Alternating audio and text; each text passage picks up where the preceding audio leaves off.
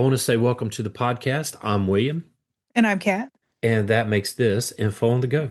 answering questions you want to know. And this is another part of our Thanksgiving Day special episodes here. And today we're going to be talking about the history of warm Thanksgiving drinks. You think about those cold days and the feeling of warm, hot chocolate or whatever, but nothing really says Thanksgiving like turkey, stuffing, and something a little warm to drink. So, from colonial cider to modern pumpkin spice lattes, warm drinks have been a part of Thanksgiving tables for centuries. Yeah. In colonial and early American drinks, we had hard cider.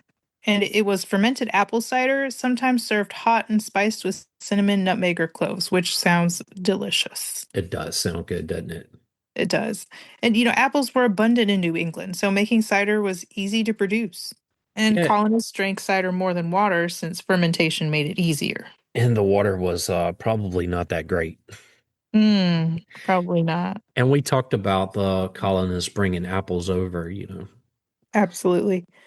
Um, but hot mulled cider became a seasonal favorite, perfect for Thanksgiving and harvest gatherings. Yeah, so the mulled cider was a warm, festive alternative to beer or ale for a family feast, and colonial recipes often included spices, sugar, or even spirits to, make it adult drink, kind of like what I would probably do. Sounds Um, delicious either way. Hard cider was the quintessential colonial Thanksgiving drink. It was safe, warm, and spiced apple beverage that everyone can enjoy, and then you could add a little something to it for the adults there. Right, right. And then, of course, there's hot ale punch and flip. And it was a warm colonial cocktail of ale, beer, rum, molasses, or sugar, and eggs frothed into a rich drink. And the flip dog, which was a plugged red hot iron that would be put into the drink to caramelize it and froth it up, creating a dramatic hiss and foam. Yeah, and it was popular in the 16 and 1700s in colonial America, especially in taverns, inns, and holiday feasts like Thanksgiving. It doesn't sound like it's a very safe drink, though. I don't, can we skip the eggs? Everything else sounds all right, I guess, but maybe not the eggs. Well, that red hot plug you're gonna put in there, like, no, that thing does not sound safe at all. The historical role here, it really blended New World and Old World ingredients like rum, molasses, ale, and it symbolized, tavern culture and community. Right. But the risk of flames served in big mugs or pitchers eventually declined by the 1800s. So modern cocktail bars sometimes revive it. I want to find a bar that revives it, and I want it to be safe. I want to But watch you make this first. yeah, so in short, the flip was the pumpkin spice latte of colonial times. But warning, could set you on fire. Yeah, it was warming, frothy, and a holiday spectacle. I Sure was was. saying warning, there's a big warning, like it can set you on fire. Yes. All Yes, right, hot buttered rum.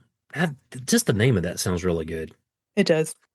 So what this was, it was a colonial era cocktail made by mixing Caribbean rum with butter, sugar, and sometimes spices. Hmm. Rum was cheap and plentiful in New England due to trade with the Caribbean, and colonists added butter and sugar to make it richer. Yeah, so it served as a cozy holiday drink that, especially in the cold months and around Thanksgiving and Christmas. And it Right. sounds really good. I really want to try this. Yeah, that sounds really good. So it was considered both indulgent and medicinal, thought to warm the body and lift the spirits. And recipes often passed down in families and were featured in early American cookbooks. It definitely sounds like it would lift some spirits. Anyway, still enjoyed today. It's often with cinnamon or nutmeg for extra festivity. Okay, I'm gonna look up a recipe for this because I'm gonna try it. So, hot buttered rum was the colonial comfort drink. It was a sweet, boozy hug in a mug for holiday gatherings. Now, that sounds more like the pumpkin spice latte. Yeah, I guess. Well, I guess the pumpkin spice latte would have been most popular, right?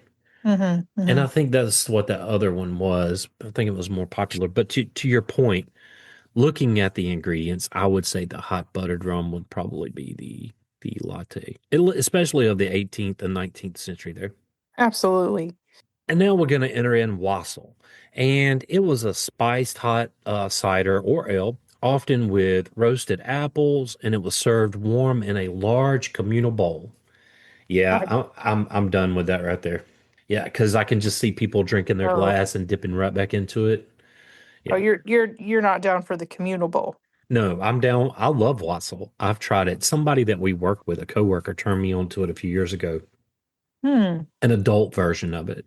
That And sounds good. yeah, it's really good. Hmm. It's rooted in Old English and it means be well, a toast to health and prosperity. So you would drink this during the winter and holiday feast, originally tied to Christmas, but it carried over into autumn harvest celebrations like Thanksgiving. Right, and it symbolized community and togetherness, and everyone drank from the same bowl, Yep, I'm good. except Oh, for William. yep. Sometimes it included rituals like singing, wassailing to orchards for a good harvest. Colonial Americans adapted it with local cider and spices and served it both as a festive drink and a social ritual. And it was the ultimate communal holiday drink, a warm spiced toast to health and good harvests. And next up is syllabub, and it was a frothy dessert drink made from cream or milk and sweetened and mixed with wine or cider. Nope, I'm out. I'm done. Yeah. Mm. But it could be served chilled or warmed, depending on the occasion. And it was popular at festive gatherings and upper class tables, including Thanksgiving style feasts. Yeah, and the frothiness came from whipping or shaking the cream with alcohol, and it was considered a luxurious treat in colonial and 18th century America. And it was often flavored with citrus zest, nutmeg, and other spices to, well, Mm. enhance the seasonal appeal. Interesting. But it was the elegant, frothy holiday drink of colonial America, blending creaminess with wine or cider for festive occasions. Mm. And then the one drink that I do not like, eggnog. What? Uh, yeah, I do not do eggnog. Is it too thick for you? There's something about it that I don't like.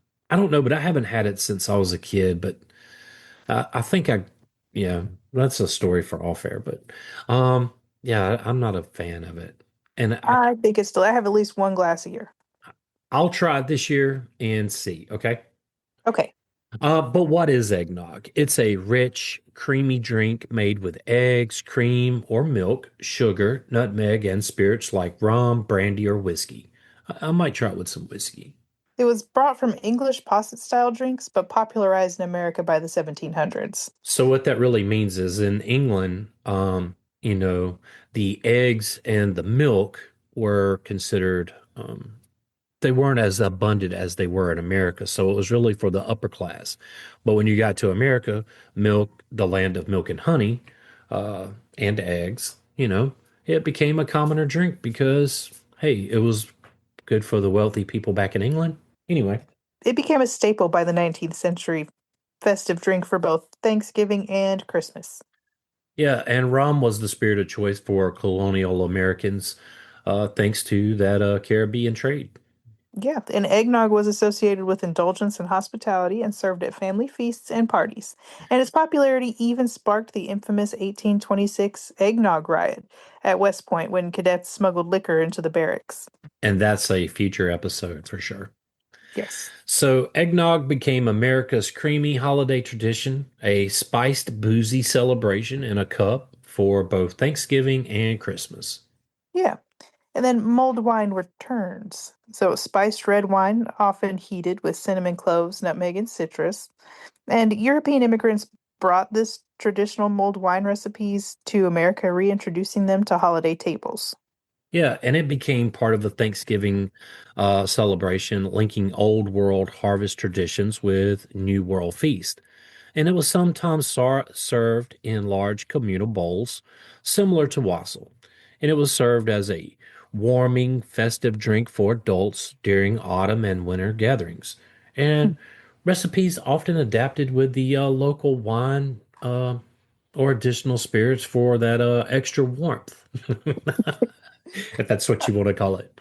And it returned to Thanksgiving via European immigrants, providing a warm, spiced connection to Old World and holiday traditions. So, coffee and cocoa. And, that's from the 20th century on to today. And we know what coffee is. Coffee is brewed hot. It's often black or with cream and sugar. I prefer mine black with nothing in it. I like It- cream and sugar. yeah, no, I can't do it. And then cocoa and hot chocolate are made with cacao, sugar, milk, or water, rich and indulgent, or it can be made with cocoa as well, by the way. Yes, yes. But coffee became a staple of American life by the 19th century, including Thanksgiving meals. And hot chocolate gained popularity as a cozy, comforting holiday drink, especially for children and family gatherings. And coffee was often served after dessert as a warming ritual, and cocoa provided a sweet festive treat for all ages. Right. I can remember, going with my uncles and stuff, and we would go to like somewhere and eat late at night, and then we would have a piece of pie. There would always be that cup of coffee that would follow, Hmm. and it was good. I Anyway, believe it. I just drink coffee all the time.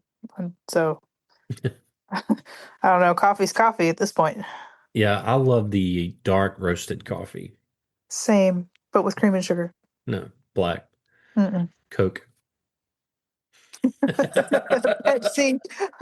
My Pepsi's sitting right here. In any case, coffee and cocoa became the warm, comforting backbone of modern Thanksgiving drinks, appealing to adults and children alike.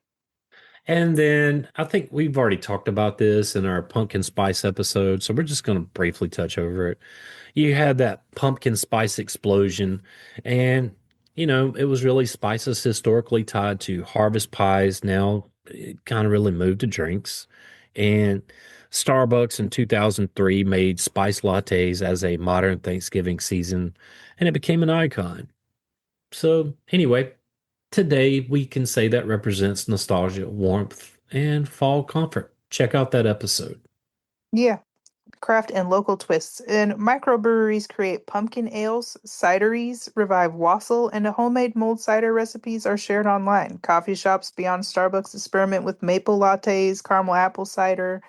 Yeah, and then the flip dog of our times, right? Right, the pumpkin spice latte. Some of those microbreweries, some of those taste pretty good. I tried one of the microbreweries version of I guess a fall beer. It was really good. Hmm. It was really good. But before we end here, we'll kind of give you some quirky facts or forgotten sips. You had the turkey bone coffee. So during shortages or wartime, colonists brewed a mock coffee from roasted turkey bones. It wasn't very tasty, but it did provide caffeine-like sensation with no Hmm. caffeine. Yeah, it doesn't sound very tasty, so I can't It imagine that it was. it doesn't sound very tasty. And then flip dog dangers. The red hot iron used from the hot ale punch could literally set drinks or even tables on fire if mishandled. So tavern owners sometimes called it a performance hazard. Red Solo Cup. No, don't put it in that. Right. And then the eggnog riot of 1826 at West Point, cadets smuggled in liquor into eggnog, causing a full-blown riot during a holiday party. And it's one of the few historical instances where eggnog led to mass chaos. And then in wassail rituals, early English wassailers would sing to apple trees, pouring cider on the roots to ensure a good harvest. And this practice carried over to some colonial celebrations in New England as well. Hot lemonade as medicine. Early Thanksgiving cookbooks recommended hot lemonade not just for taste, but as a remedy for colds and digestion. Hmm. That sounds good. Yeah. Warm beer punch. And some early American families mixed beer, sugar, and spices to make a warm punch for Thanksgiving, essentially a precursor to modern mulled cider. That just no. And It then doesn't sound good. it didn't sound good at all. And then cocoa for the wealthy. In the 18th century, cocoa was expensive and considered a luxury drink, not the everyday treat it is today. How sad. Communal drinking bowls. Drinks like wassail and mulled wine were served in large bowls for everyone to share. And that was a tradition that seems odd today, but symbolized community. Yeah, it seems very odd for me. It's very communal to share germs too. Yeah, yeah, it's kind of like bobbing for apples. And then alcohol over water. Many colonists preferred cider or beer to water because, well, it was safer, more reliable, and Some yeah, more reliable than sometimes contaminated water sources. yeah, that's what I'm getting at. Like, yeah. And we gotta kind of do a thing on how much alcohol early Americans drink. Yes. And that's pretty much it for our Thanksgiving special episodes there. Just want to thank everyone for listening and especially those super fans that get the show out there. Thank you so much. Yes, absolutely. Thank you. And everybody have a great holiday season. Absolutely. And we'll be back next week. Happy Thanksgiving. Happy Thanksgiving.